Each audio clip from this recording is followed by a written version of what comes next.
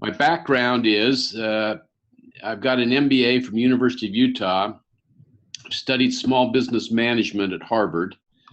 One of my companies was on the Inc. 500 as the fastest growing companies in America.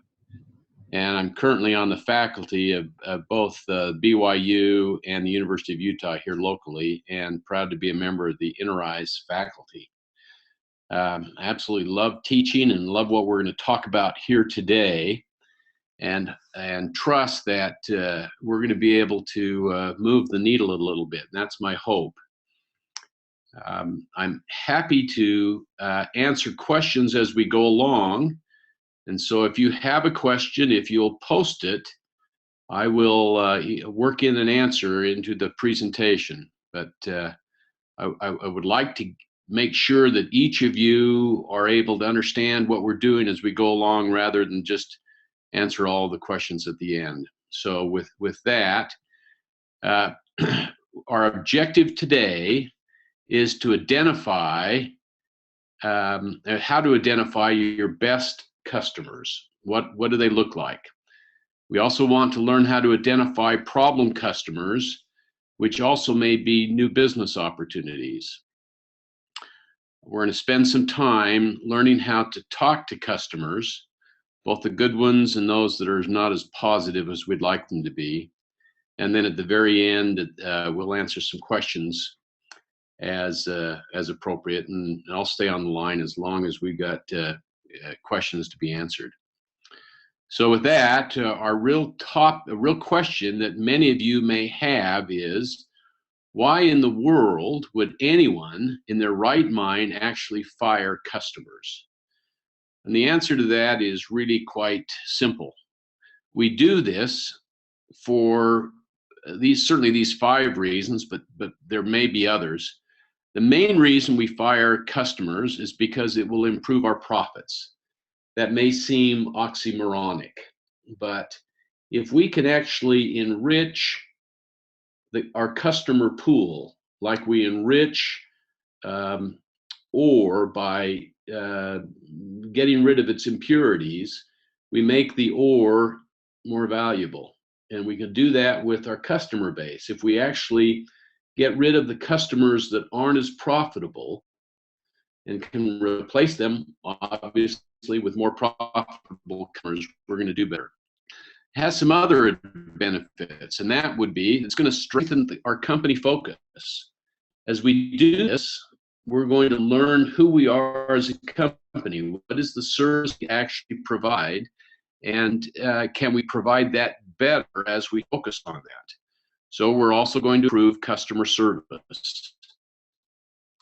Throughout the process, though, as we do this, we're also going to find new business opportunities, new products or services that we can offer, new ways in which we can approach people, maybe even new territories that we can move into. And the thing that's really most impressive to me, that as we do this, our employees love it. They love working for better and better customers. They actually enjoy working for a company that makes more money, and that makes everything else work just even better. And so there's some significant reasons besides just making money to do what we're going to talk about today. So I want to tell you about my niece, Heather. Heather, bless her heart, like many people, wanted to be a photographer. And so Heather she buys a camera and starts taking photographs for her friends. And she does the obligatory, wedding photographs and baby photographs. Heather is really quite talented, and occasionally Heather would find a client. We're going to call him a high net worth client that really wanted what I call a trophy photograph of their newborn children. Heather has an eye for this, and Heather's photography was really quite stunning. And as she did these wonderful photos of newborns for her high net worth clients, they would talk among themselves, and Heather became an item. And her high net worth clients wanted more and more of her time. which meant that Heather logically had to say to her friends and to some degree her family, I can't afford to do photographs for you for $100 when my high net worth clients are willing to pay anywhere from $1,000 to $2,500 for the photographs that I take. We understand that. Intuitively, we say, well, yeah, you go to the higher price clients. But what Heather was doing was she was jettisoning or firing or decreasing her customer list as she worked for those customers that valued her time more, were easier to work with, and really appreciated her work. And so that's really what we're trying to do, is to say, in your individual businesses, who are the customers that value your work more than any others? So how do we identify good customers? What do they look like? Where do they live? How will I recognize them? It's not really the biggest customers. That's one way we can do it, but it's really, who are the customers that value what I do more than anyone else? And in some of your businesses, you will find that there is more than one ideal customer profile. Now, we need to be careful with this, because I don't want you to think that every customer is an ideal customer. They are not. There's some junk out there. There's some customers that are problem customers. And from my way of thinking, I want all of my competitors to be clogged up with every bad customer there is out there. I'm willing to give my competitor, every bad customer that there is, because then I have more time for the customers that actually I can make money with. So that's kind of my thought. So let me tell you about Little & Company. This is a company I started 40 years ago. We did work for mortgage companies back in the recession before this last big recession. And we were working for mortgage companies in their collections and foreclosure departments. As we did this, we would provide what is called field services for them. We'd go out and interview mortgage borrowers that were delinquent on their mortgage. And we'd fill out a little survey or a little question and answer sheet, and then we would send that back into the home, into our client's office. This was a service that was required by their investors to be done when someone became delinquent on their home loan.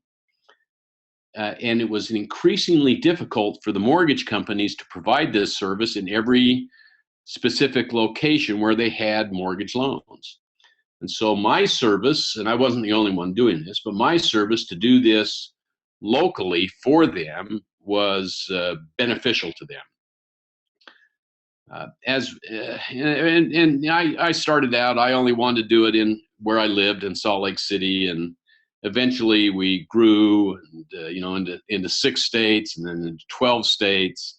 And then eventually we were doing this service nationwide, and we had field representatives all over the country, and quite a large home office list of employees. Anyway, my point is, we grew rapidly. That's why we were on the Inc. 500. We had more and more customers that wanted our services, and fortunately, they were willing to pay us, within some limits, more and more money. And so I quickly determined that the real issue for me was I had to figure out which customers I wanted and which customers I wanted my competition to have, or which customers did I want to fire. And I began doing this at the end of the year. I'd make a list of all of our customers, and I would, by their names, I would list out what was the total volume of work they sent us. I did it in dollar volume. And then I would rank them from largest to smallest.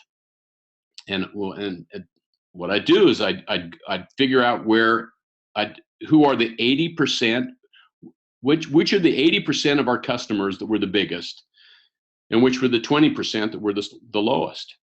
And that 20% group, I just drew a red line. I said, these people below this line, I want to get rid of. And so I'd give them a call and I'd thank them for their service and I'd tell them it was great to work with them. And then I'd suggest that they find someone else to do their work. And it was, it was kind of a difficult conversation at times. They were shocked that they were getting fired as a customer. But as we refined the process, we found some very interesting things started to happen. So what do good customers look like? I'm going to suggest that great customers are successful companies or successful individuals themselves. They are also well-managed companies, or they're well-managed individuals. They also need what you sell. They don't want it. It's not an impulse purchase. They need what you sell. And as a result of that, they recognize the value of what you sell. For me, a great customer is one that returns often. So I get repeat business rather than a one-time purchase. I also want customers that compliment me on my work. Why do I want them to compliment me on my work? For this reason. If they're complimenting me and say, Ralph, you did a good job, or your employee did a good job, or we really like this product that you sold us. If they're doing that, I know that they're also telling their friends about it. And so they are a good source of referrals. They're a positive source of referrals. I also want customers that are not price sensitive, that are not nickel and diming me, that are not always negotiating price. I want customers that recognize the value of what I do and are willing to pay for it. So 8, they recognize the value of my service. Number 9 is really an attitude, and that is great customers want you to make money. And they do it for a selfish reason, because they value what you do. They want you to make money so you stay in business. I'm working with a client right now here that's been is a software developer. And he's been in business 10 years. He's doing fairly well, but his customers keep writing him and pleading with him to raise their prices. They keep saying, you're not charging us enough for this software, and we're nervous that you're going to go out of business. So please raise our prices, raise our monthly service fee, so that we have comfort that you're not going to go out of business, so that we can continue to rely on the software that you provide us. It's rather unique for a customer to do that, but they've been doing this for years. Finally, as I started to work with him, I convinced him that he did need to raise prices, and I taught him how to raise his prices. And he's now more than doubled his income, and he's increased his customer satisfaction because his customers now are pleased that he's going to stay around. So I'd like customers that want me to make money. 10, customers that make suggestions on how I can improve my service. I like these customers because they see additional services that I can provide, and they give me good ideas on how to expand my business. That's a good customer. 11, good customers make suggestions on additional services they need. 12, they tell their friends about you in a positive way. 13, they're influencers in their industry. When they talk, people listen. People are looking to them to be the leaders. 14, they're loyal customers. And 15, they pay their bills on time. Now, this is my list. Your list may be different, but each of these items, each of these 15 items are important to me to have in a customer. And if I have all 14 of these and my customer is not willing to pay his bill on time, that's a deal killer for me. because I want to be paid for my work. And if they're not willing to pay me, I don't want to work for them. They're too expensive to work for. And so that's the way I look at this. Okay. So maybe I'm going a little bit too fast, but I want you to think about customer segments. So we're going to just do something here. This is a little test to see whether or not you're going to understand this concept. And I'm not going to grade you on it, but so let's just look at the dry cleaning business. In the dry cleaning industry, of which I'm not an expert, this is out of a Harvard case that we used. Those that studied dry cleaning said there are really three different groups of customers for dry cleaning. So we have heavy users. Heavy users need dry cleaning for their everyday wear. Although a small minority of customers, they represent the bulk of dry cleaners' revenues. They launder shirts often, dry clean more expensive clothes. Heavy users value convenience and location. Time is essential, and since most of them are career-focused, affluent professionals, while heavy users care a great deal about how their clothes are cleaned, most only notice obvious problems, such as a missing button or shrinkage. And despite complaining about dry cleaning costs, very few of them know just how much they pay. They are not really price sensitive. Now, as you listen to that, think of how many of my 15 items for a great customer are in that group. There are a lot of them. Okay, let's talk about light users. Light users dry clean their clothes regularly, but they do not need the store services for their daily attire. Although they do care about convenience and quality, they are much more likely than heavy users to use promotional offers and switch dry cleaners. They're not loyal. Occasional users use dry cleaning less than once a month, and some only seasonally. Price is usually their primary consideration, and loyalty is minimal. Now, so we've got these three groups, and you've kind of got an understanding of who they each are. So I would like you to look at this ad. Well, first of all, let's do this. So who do you want to deal with? If you owned a dry cleaning business, who do you want to deal with? Who is your ideal customer? Exactly. Eric, thank you. Heavy users are your ideal customers. Why? Well, there's a number of reasons. One, they're loyal. They're not price sensitive. They value your dry cleaning more than anyone else. What's wrong with these other two groups, light users and occasional users? One, they don't use the service very often, and they're price sensitive. And to me, that's the dividing line. But now, if dry cleaners knew that, they wouldn't do this. So this is an ad for a dry cleaner. And what do we know about the person that ran this ad or that would run this ad as a dry cleaner? Which group are they going after? When you look at the ad, you say, well, this is clearly a professional person. Very attractive professional woman dressed in professional attire to some degree. And it looks like they're going after the professional dry cleaner or the professional person. And yet, what are they selling? They're selling price because they're giving 25% off.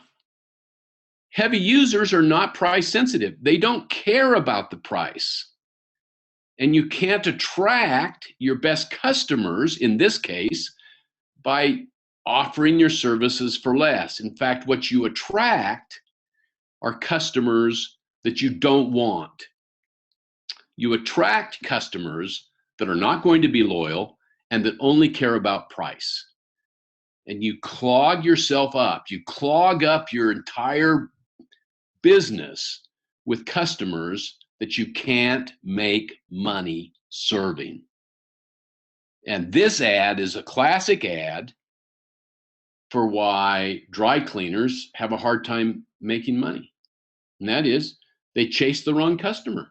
They chase the customer that's a low value customer, and they don't do the things that a high value customer wants. If I'm running a dry cleaning store, I never give out coupons. They're not my ideal customer doesn't care about coupons, doesn't care about a sale. What they care about is that I've taken care of their clothes, it's on time, it's done well, and that I know their name. They want personal service. And that's what I'm selling rather than actually dry cleaning. Anyway, you can find examples of that in your individual customers, okay? So let's talk about problem customers. This won't take us very long, okay? Who are your problem customers? For me, problem customers have the following characteristics. Problem customers complain about non-essential issues. This drives me crazy.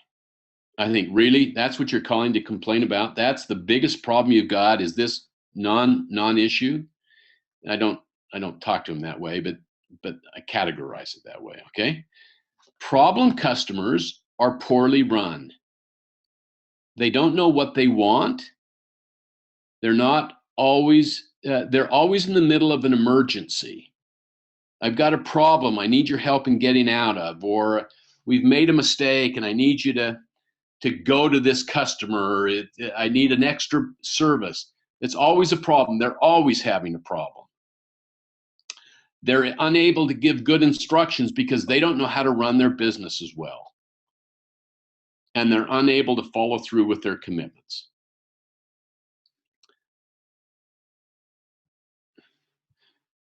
Do you have customers that are always negotiating price?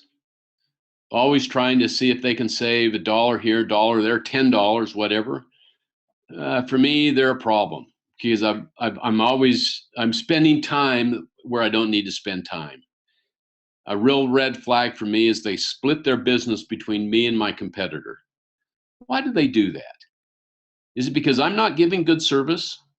Or they can't decide if they know what I'm doing is better than my competitor? Why would you split your business between two people? One's clearly better than the other. And if you can't tell that, you don't know how to run your business. 5, they're low volume purchases of your product or service. 1, maybe because they're splitting their business between you and a competitor, but they're not doing enough business to really make them a volume buyer of what you're doing. And they don't know how to run their business well. They always want special services. I need a favor. I need this done. This is unique. I need it handled this way. Those custom work, those special services customers, they're always a problem, and it always decreases your profits. And for me, as you can probably tell, if they don't pay their bills, it's a deal killer for me. I'm tired of working for people that don't value what I do and don't know how to run their business well enough to be able to pay their bills on time.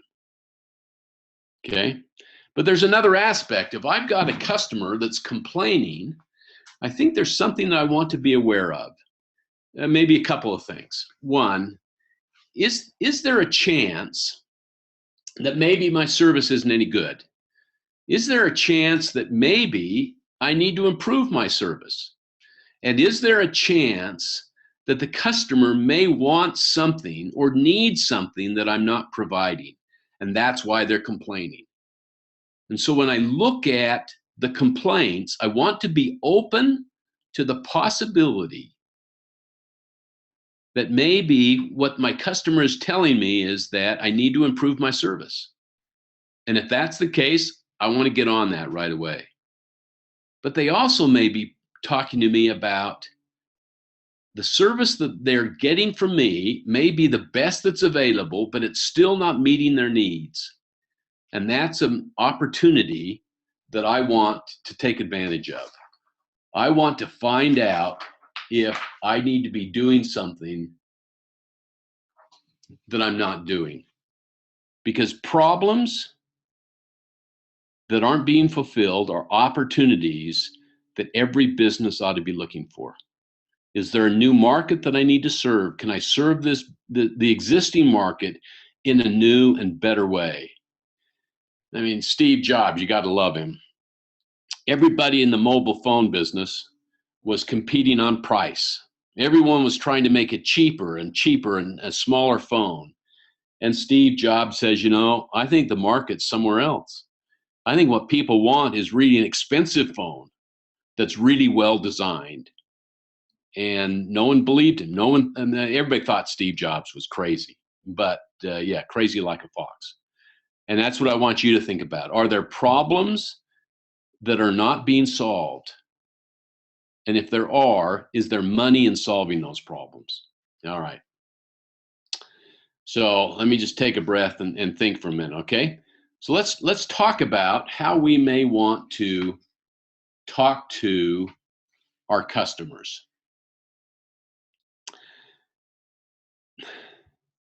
No business fails that's close to its customers.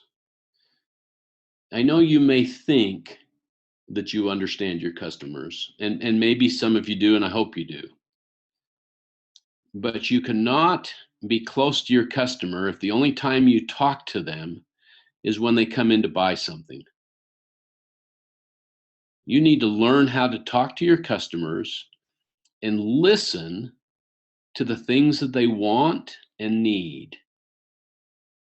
You've got to have your ears open to what they say, because most customers will tell you, but they will not tell you directly. If you ask customers this question, then it's a lousy question, but everybody uses it, okay? Are you happy with our service? Well, there's only one answer to that, and that is of course. I'd be an idiot if I was buying your service and I wasn't happy with it. Then the next question, is there something you need that we're not giving you? And again, the customer's not going to answer that question because they don't know. Customers don't know what they want until they're presented with the idea. I love Henry Ford used to say, if I'd asked people what they wanted, they would say better horses, because no one could conceive of the idea of an automobile. Even when they saw it, they thought it was a ridiculous idea. It kind of had to grow on them. And so if you ask customers what they want, they're not going to tell you. You've got to listen to what they say and then interpret it as something they want. Asking questions is a skill we're going to talk about in just a few minutes, okay? Opportunities are everywhere. We only look occasionally, okay? Listen and watch for opportunities. You'll find them. They're everywhere. In order to solve a problem, you must challenge your thinking about the rules of the game. Creativity begins by theoretically breaking all the rules and then putting it back together again, okay? If you're going to do something new, you're going to have to break the rules. And I need you to be open to that. Okay, so how do you talk to your customers? I want you to think about these things. There's two questions you need to ask. What do you need? And they're going to tell you what they think they need. But what the answer to what they say is irrelevant. You need to interpret what they say. How can I help? Great questions. Okay, now here's something we're going to learn. Okay, when you talk to your customers, stop talking, stop selling, be real, and listen to what they say. Ask questions that allow your customers to shine. Ask him or her what they do well. Ask them how they started their business. Everybody likes to brag about this. Ask them about their goals, their hopes, their dreams, and listen to what they say. Follow up those questions by asking good questions about what they've just said. And then learn how to step back, digest what they've said, and say, now I know more about this person and what's important to them. Okay. As you are asking open-ended questions, I'm sorry, I've got to. As you are asking good open-ended questions, are you able to ask them questions about what they have just said? This is a test of your listening ability. Have you asked them a question, you haven't listened to their answer, and so you ask them another question? That's called an interrogation. You're not listening. What I need you to do is to ask a question, and then I want you to follow up that question with a question about what they've just said. Here's the test. Your customer says, "My wife and I have just completed our snorkel certification."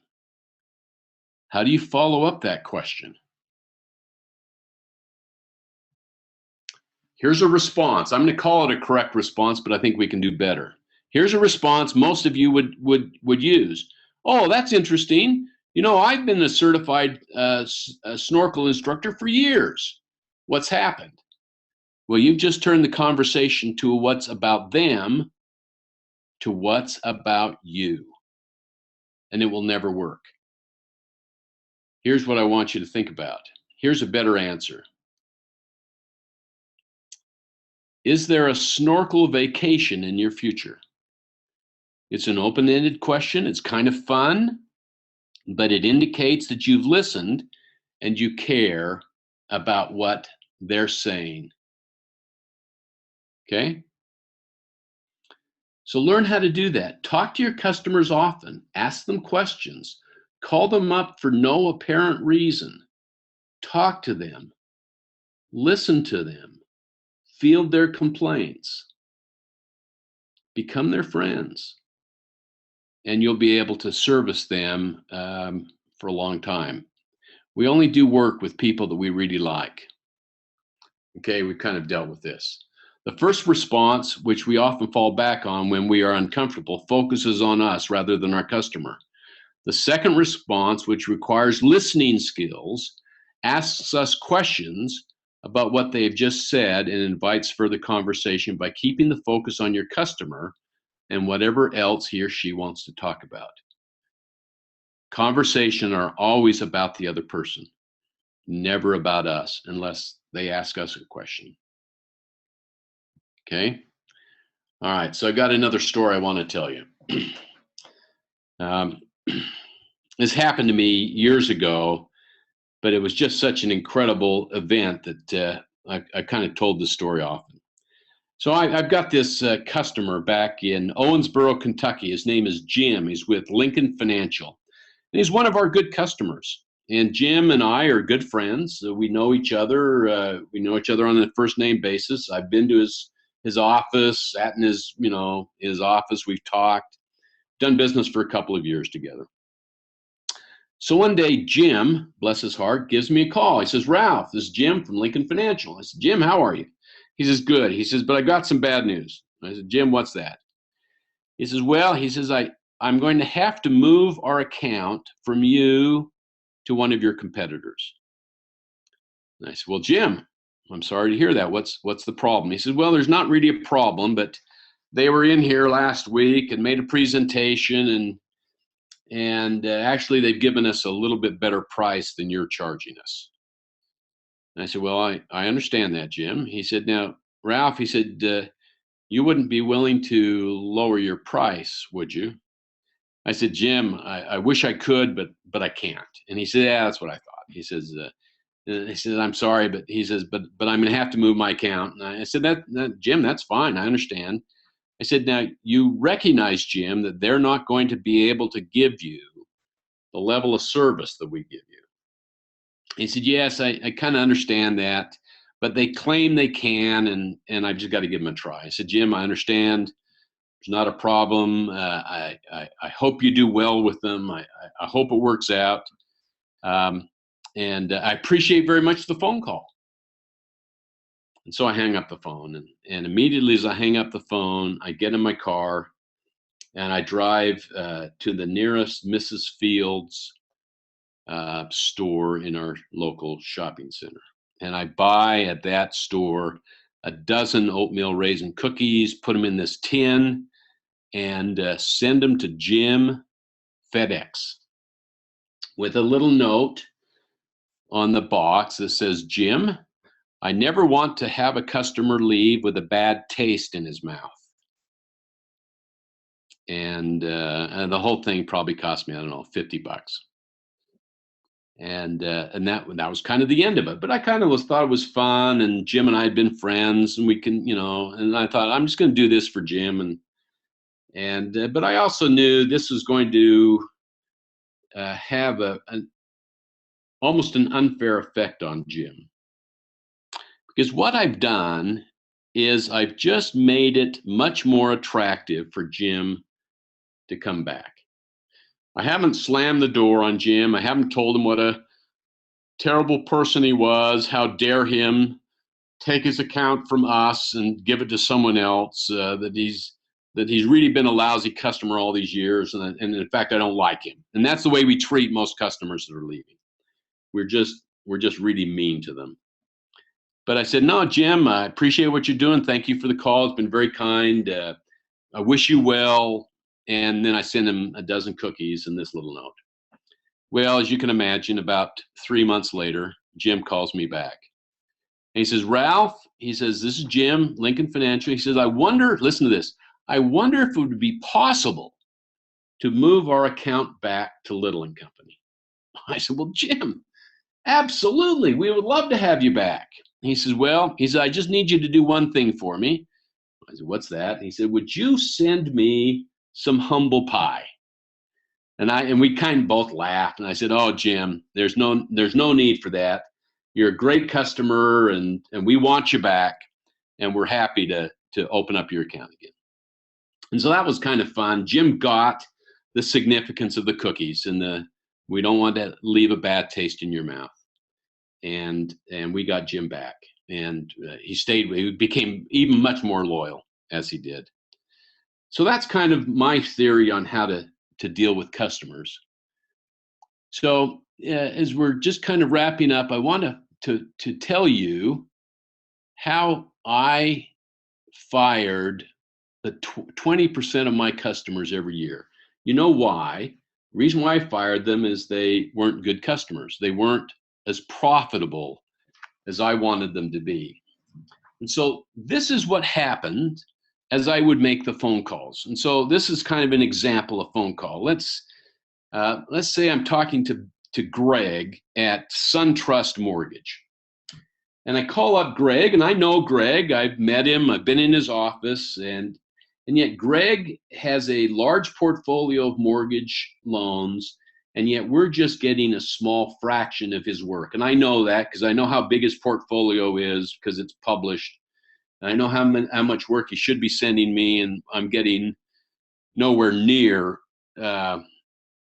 what I think I should.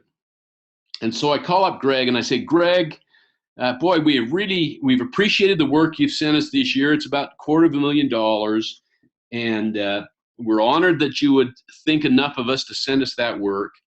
And yet, Greg, I'm concerned that there must be something we're not doing for you that you want done, or that you're not pleased with us. And Greg would, in shock, say, well, what do you mean we're not pleased? In fact, we're actually very pleased. I said, well, Greg, certainly you can't be pleased if we're getting less than 10% of your work. There clearly is someone out there that's doing a better job than us. And so, because I want all of my customers to be happy, and you're clearly not happy, I'm going to suggest that you take the work that you're giving us and give it to your other suppliers, because you'll be much more happy with them than you are with us. And he's dumbfounded. He said, wait a minute. No, Ralph, wait. We like you. We like the work that you're doing. And I press him again. I said, well, you can't be, because we're not getting very much of it. Greg finally says, you mean if I were to send you more work, you'd keep us as a customer? And I make a long pause. And I said, well, Greg, I think we would. if you could go from $250,000 a year to $750,000 a year, we'd keep you as a customer and we'd be happy and we'd work really well with you. And he'd say, well, I think I can do that. Let me just make a few changes and we'll send you more work because we really do like your work. And so rather than actually firing a customer, actually pick up and make a bad customer better. I also do this when people don't pay their bills. I call them up and I say, Greg, this is Ralph Little. We've been pleased to work with you, but clearly you're not happy with our work. Well, why do you say that? I said, well, because you don't pay your bills. I mean, we've got bills back here that are 60, 90 days out, and you can't be happy with us if you're not willing to pay your bills. And so I'm going to suggest that because you're not happy with us, that you take your work and give it to another one of our competitors that is clearly doing a better job for you than we are. Well, what do you mean we're not paying our bills? I thought we were. No, I said, I can send you a list of invoices you haven't paid. And so now he asked the same question again. He says, Ralph, you mean if we paid our bills on time, you'd keep us as a customer? I said, well, absolutely. We'd love to keep you as a customer, but you got to pay your bills on time. He says, listen, if I promise, listen to this, if I promise to pay my bill on time from now on, will you keep us as a customer? Absolutely. We'd be happy to. Now, it's kind of fun. And it happens, as I did this, it probably happened 50% of the time that I turned a bad customer into a good customer. And those people that didn't get what was going on, they just continued to be bad customers, and I was happy to see them go because it freed up time and space that we could now sell to a better customer and actually increase our profits. So that's kind of my theory of how this works. I'm telling you that I've done it. I've done it, and I've implemented it, and it's something that I believe in. But you can't do what I've suggested and continue to be a mediocre company yourself. You need to raise your sights, you need to raise your game plan, and you need to be an excellent provider of whatever products and services you do. Because being an excellent provider of what you're doing allows you to charge more money. And that's where the money's made. So I offer that to you. I'm just trying to get my question and answer open here, and be happy to answer any questions that any of you may have. So let's see, optimize, I think, leave me record, invite. So does anyone have any questions? And Alicia, if I don't see these first questions come up, it's because I don't have my window open. Oh, here we go. Now I've got it. Okay. So let's see. Very good. So I'm just reading these. Taking advantage company focused on design, user functionality. Okay, so Delise, yes. I agree, but you need to be careful not to move into areas you shouldn't be in. Yes, you need to be careful, but also there's not a problem with stretching a little bit. And if you're using an existing customer that says I need some additional services, this is a low-cost way to see if there's a market there. Eric asks, how to provide the certification? How was the, let's see, tell me. You must be talking, oh, very good. Okay, now you're answering questions. Those are very good. Those are very good. Eric, you've done very well. Okay, I'm with you, okay. Any other questions? Come on, you've got to have questions. I think Delise had a question about how to tips for communicating rate increase. Okay, very good. Okay, so let Delise, let me answer that. So when I talk to a customer, and sometimes I'll do this in a letter or in an email, but my preference is to talk to the customer directly. And I will lead up with something like this. Jim, we've been providing these services to you for the last year and a half, and we're getting to the point where we're going to need to raise our prices. And so I'm letting you know today that in 6 weeks, the price for this product or this service is going to go up to X, whatever X is. Now, the fact that you're letting them know in advance makes this price increase less ominous. Bad news always conveyed in advance. Now, in the next 6 weeks, what's that customer's going to do? Really, that customer for a little while is going to say, well, I'm going to look around for another supplier. What they're going to find, is that some prices are still going to be more than they're currently paying, which means they're going to stay with you certainly through that 6-week period. But at the end of 6 weeks, they're going to say, it's just not worth changing. And they'll stay with you. I mean, the most of the people that you're dealing with are going to stay with you. This customer that I was telling you about, this client of mine, he raised his prices on software maintenance fees from $500 a month to $2,500 a month.